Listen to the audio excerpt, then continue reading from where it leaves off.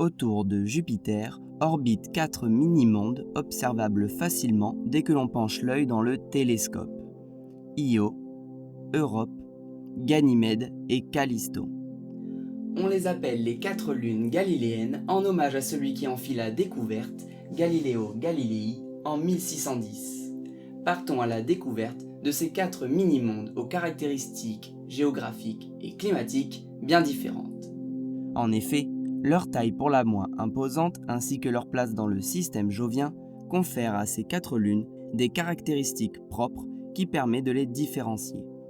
Ganymède, la Big Boss des lunes du système solaire, possède un diamètre avoisinant les 5260 km, ce qui suffit à pulvériser Mercure, la plus petite des planètes du système solaire, qui reste tout de même près de 2 fois plus massique que Ganymède. Comme quoi, c'est pas toujours la taille qui compte.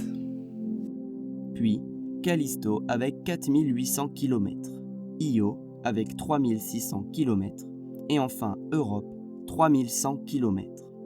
Les 4 lunes effectuent une révolution, c'est-à-dire un tour complet autour de Jupiter, en quelques dizaines à centaines d'heures seulement, ce qui permet d'observer leur rapide progression au cours de la nuit, et qui est encore plus flagrante d'un soir à l'autre. Ganymède. La Big Boss du système solaire est si grande, environ 2 fois la taille de la Lune, qu'elle possède sa propre magnétosphère. C'est la seule lune connue qui en possède une. Elle est également différenciée, ce qui veut dire que, comme la Terre, elle possède différentes couches. Un noyau liquide riche en fer ainsi qu'un océan sous la glace de surface qui pourrait contenir plus d'eau que sur notre chère planète bleue. Cet océan a d'ailleurs fait parler de lui, car la partie basse en contact avec le manteau rocheux pourrait être un facteur important dans l'origine de la vie, et a ainsi alimenté bon nombre de débats et spéculations sur son habitabilité potentielle.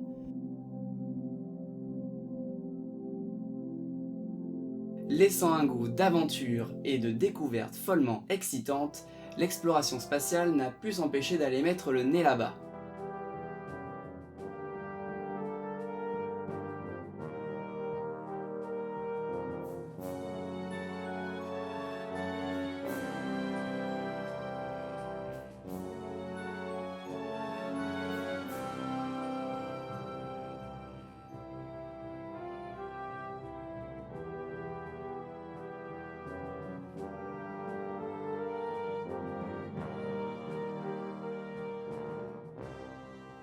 En effet, Ganymède a déjà été au cœur de nombreuses explorations spatiales dans le passé. Dès les années 70, les sondes Pioneer 10 et 11 ont survolé pour la première fois cette lune de Jupiter. Les données recueillies vont alors permettre d'établir un premier état des lieux et préparent donc le terrain pour les 2 sondes Voyager qui ont affiné les mesures de sa taille. Ganymède s'est donc révélée plus grande que Titan, le plus grand satellite de Saturne, et même, plus grand que Mercure. Non mais, plus grand qu'une planète, je trouve ça fou, comme vous l'a dit d'ailleurs Léo précédemment. Quelques années plus tard, en 1995, la sonde Galileo rejoint l'orbite de Jupiter et effectue 6 survols de Ganymède en dessous de 3000 km d'altitude. C'est cette sonde qui a permis la découverte de son océan souterrain et de son champ magnétique. En 2022, l'Agence spatiale européenne lancera la mission JUICE, Jupiter Icy Moons Explorer. Cette mission sera lancée par une fusée Ariane 5 pour une arrivée dans le système jovien aux alentours de 2030. JUICE doit étudier 3 des 4 satellites galiléens, dont Callisto, Europe et Ganymède. Elle finira donc par se mettre en orbite d'ailleurs autour de Ganymède en septembre 2032 pour étudier un petit peu plus cette lune, et sa mission se finira en juin 2033. Callisto. C'est un monde froid, composé à parts égales de roches et de glace. Elle ne serait que partiellement différenciée, avec un petit noyau composé de silicates ainsi qu'un océan d'eau liquide, lui aussi susceptible d'accueillir la vie extraterrestre, 100 km sous sa surface extrêmement cratérisée. Contrairement à la fine atmosphère de Ganymède, celle de Callisto est très ténue, composée en majeure partie de dioxyde de carbone ainsi que d'une ionosphère intense. L'ionosphère est une couche de l'atmosphère caractérisée par une ionisation partielle des gaz, c'est-à-dire qu'une grande partie des noyaux atomiques et électrons habituellement indissociables se baladent librement dans cette région.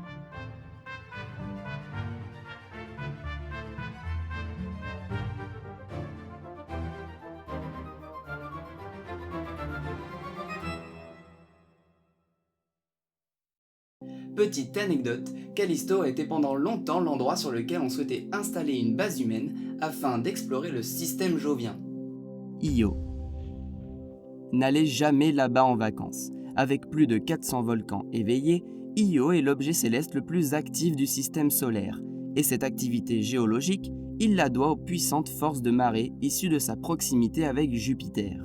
Les mêmes que nous subissons sur Terre avec la Lune, sauf que là, c'est avec la géante gazeuse la plus badass du système solaire. En effet, Io est la lune galiléenne possédant l'orbite la plus proche de Jupiter, entraînant des forces d'attraction gravitationnelle surpuissantes. Sa surface est constellée d'une centaine de montagnes, certaines plus élevées que l'Everest, et sa couleur jaune-verte à points orange, il la doit au dioxyde de soufre rejeté par ses volcans. Vous connaissez peut-être la soufrière, en Guadeloupe. Autant vous dire que sur Io, ça doit schlinguer l'œuf pourri. Europe. Semblable à une immense patinoire, sa surface est composée de glace et se trouve être la plus lisse de tout le système solaire. Sous cette large banquise d'une dizaine de kilomètres d'épaisseur se cacherait un océan liquide d'environ 90 000 mètres de profondeur. Nous avons également détecté des geysers d'eau à sa surface. Ces éléments laissent donc penser qu'Europe pourrait être habitée par quelques organismes vivants. La NASA projette donc de lancer dans la décennie une sonde spatiale du nom d'Europa Clipper, afin d'en étudier les détails. La référence astronomique va nous en apprendre plus sur le sujet. Bon, souvenez-vous, Galiléo avait découvert un océan souterrain sur Ganymède. Eh ben, aussi sur Europe.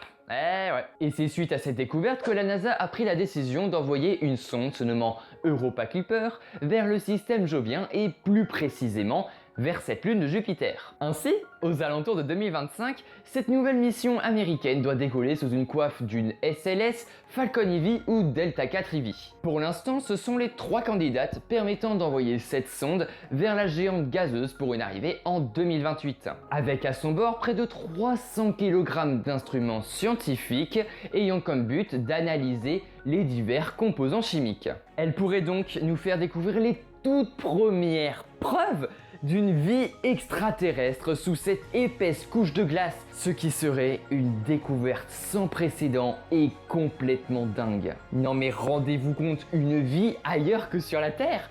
Tout le monde en rêve, et là ça serait peut-être une réalité. Bien qu'Europe soit très lisse, vous avez certainement remarqué les lignes sombres à sa surface. Ce sont des fossés de quelques dizaines de mètres, pas plus, indiquant l'existence de mouvements tectoniques importants dans la croûte de glace, ainsi qu'un renouvellement de sa surface, effaçant alors les cratères.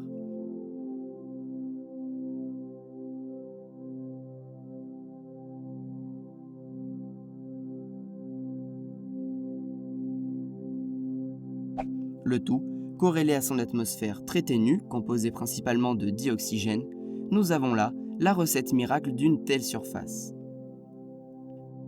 Pour finir, l'ensemble de ces lunes ont une température moyenne de surface assez froide. Même Io avec ses 400 volcans. Allant de 110 à 130 Kelvin, soit de -63 à -43 degrés Celsius. Pour ce qui est de leur âge, elles devraient avoir sensiblement le même, à savoir environ 4,5 millions d'années lors de la formation du système jovien.